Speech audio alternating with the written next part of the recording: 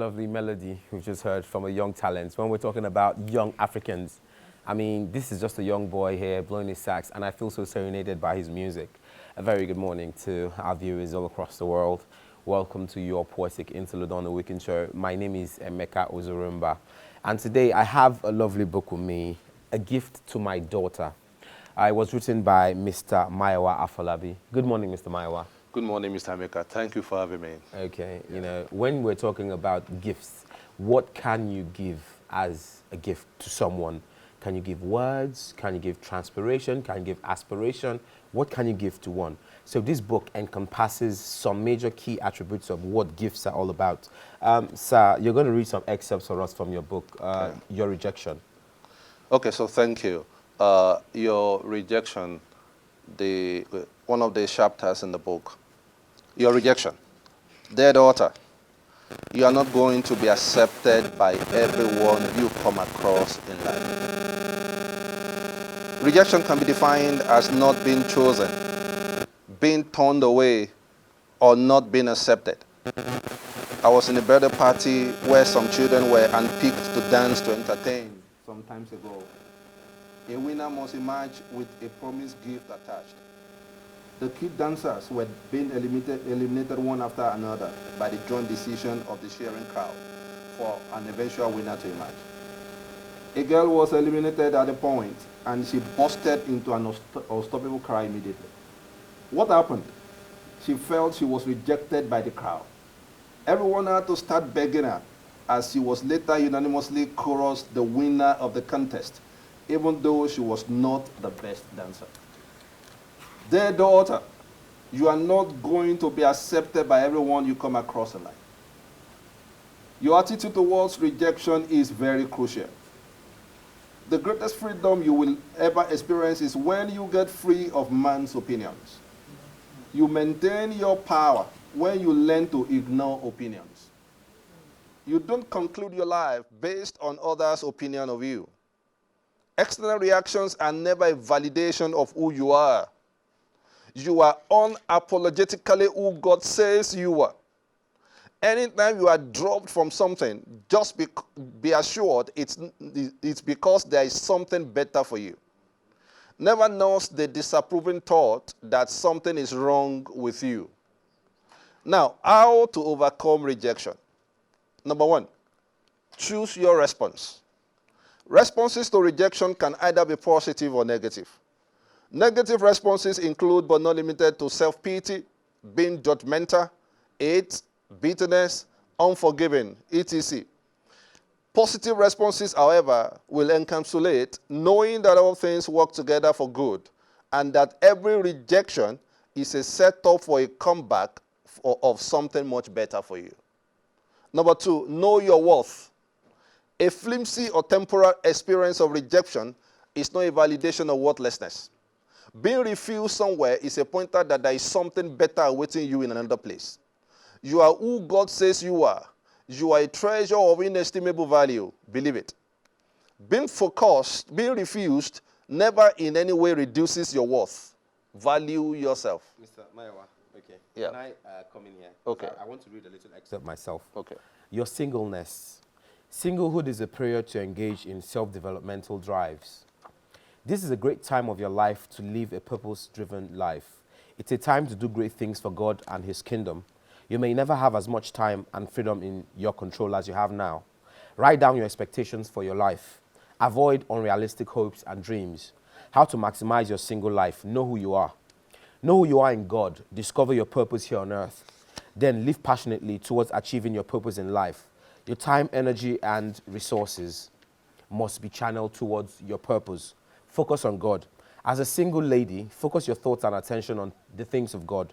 Serve God with your energy, gifting, talents, and resources. Take delight in doing this. Explore God in constant communion and word study. I would suggest you take out 30 minutes out daily to pray in tongues and study the word. Mr. Maiwa, Yes. These are so lovely anecdotes, apophthegms, mnemonics, in your book about how to inspire young ones. There is a gift to my son and a gift to my daughter. We have just read A Gift to My Daughter. So you were talking about rejection. Yes. Many people have problems dealing with rejections in life. Yes. Some people think they get rejected because they're not good enough. They don't just know that it's a situation and it's a give or take scenario. Yes. So how do you imbibe young girls to deal with rejections in their social life, their private lives, and who they are personally? Okay, thank you.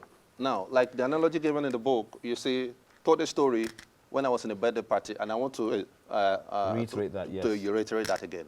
You know, a young girl was, it was a birthday party, and about 10 people, 10 children were asked to dance, to entertain. There is a promise of a gift for the measure winner. And they were eliminating everybody one after the other. And thereafter, you see this young girl was eliminated, maybe from the 5th position, and she busted into an unstable cry. And when she was asked, the girl was like 8, 9, 10-year-old girl. What happened to her? She said the people rejected her, that the people are saying that she doesn't know how to dance. And then everybody started begging her, and they started talking to her. Now, every young lady, every girl, every individual must know that you will not always be accepted by every system that you come across in life. And then you must know how to handle rejection if you will make headway in life. That something happened and you were rejected does not mean that you are valueless or you are worthless. Every lady and every young man must understand that particular fact. Like, for instance, you go for an interview, the interviewer said that you are not worth what they are looking for. That does not mean that you are worthless. There is something waiting for you somewhere. When you move to another system, you are going to be accepted. So you must know how to handle rejection. Okay. Thank you. Let me just, my final question also is about your singleness. Yeah. Yeah. At this point in life, some people are put with the opportunities of they being alone.